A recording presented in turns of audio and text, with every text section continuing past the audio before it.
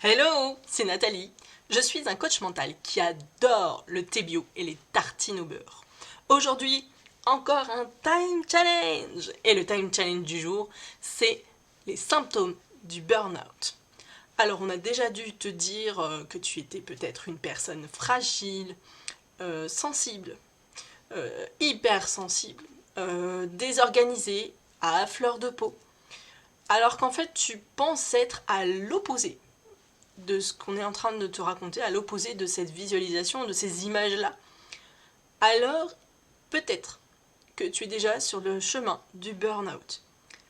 Comment on reconnaît les symptômes du burn-out le plus tôt possible? Petit encart, avant de commencer, sur les personnes, les gens qui sont autour, et qui voient une personne de leur entourage qui ne comprend plus trop ce qui se passe autour de lui, qui commence lui-même à s'évaluer de façon négative, de douter de ses compétences, qui a du mal à trouver du sens à ce qu'il fait, ou alors qui au contraire s'active comme une folle de partout et qui ne finit pas grand-chose ou qui ne fait pas grand-chose, surtout alerter. Alerter, la personne elle est peut-être pas prête à entendre ce que vous allez dire. Donc acceptez que la personne n'écoute pas ce que vous dites, mais c'est important de lui dire pour tout simplement lui permettre d'y réfléchir quand la personne elle aura pris un petit peu de recul.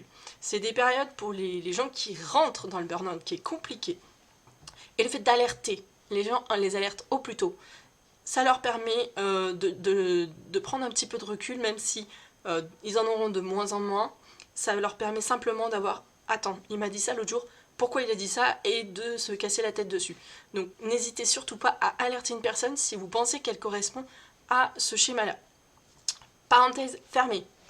On attaque tout de suite les symptômes du burn-out. Je les divise en deux.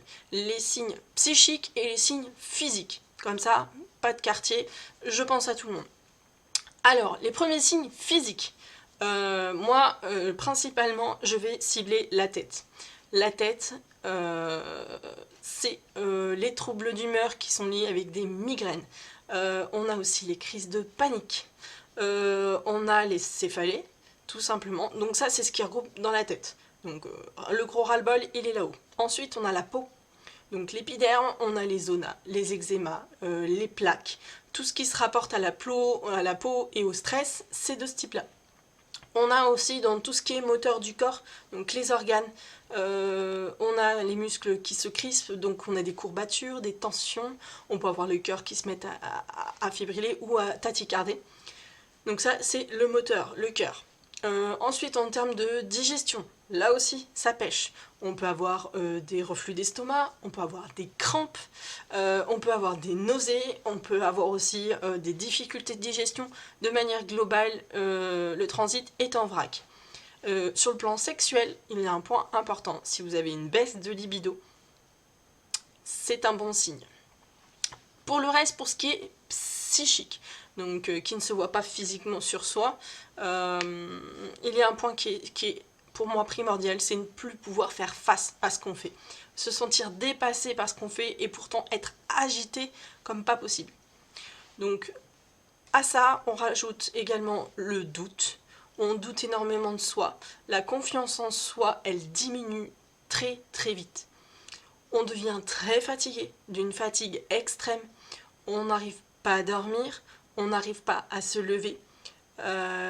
L'anxiété, les angoisses, c'est très fréquent d'avoir la boule au ventre, ou la boule ici, ou la boule au cœur. Les boules, en général à l'intérieur, ça veut dire qu'il y a un gros blocage, et que voilà, du coup vous êtes dans l'angoisse.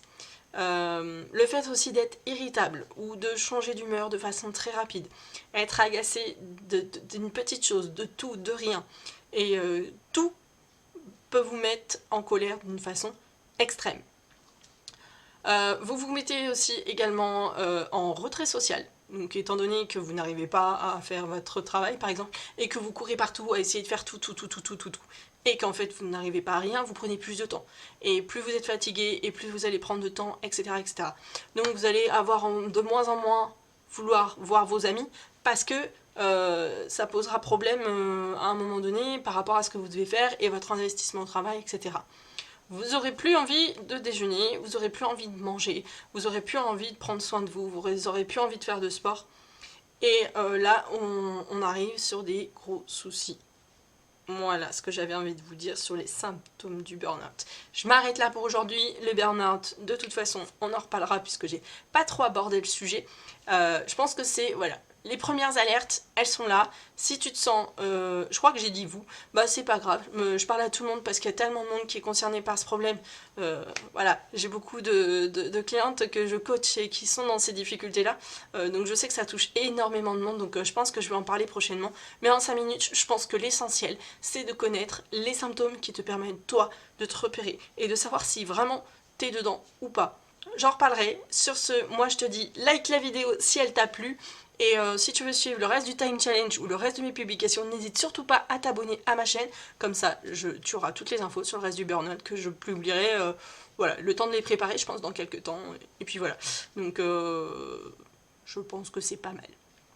Bon, écoute, je te laisse là pour aujourd'hui. N'hésite pas, je te dis, à cliquer en dessous si tu as besoin d'aide en ce qui concerne le burn-out, le stress. Je fais des coachings à ce sujet.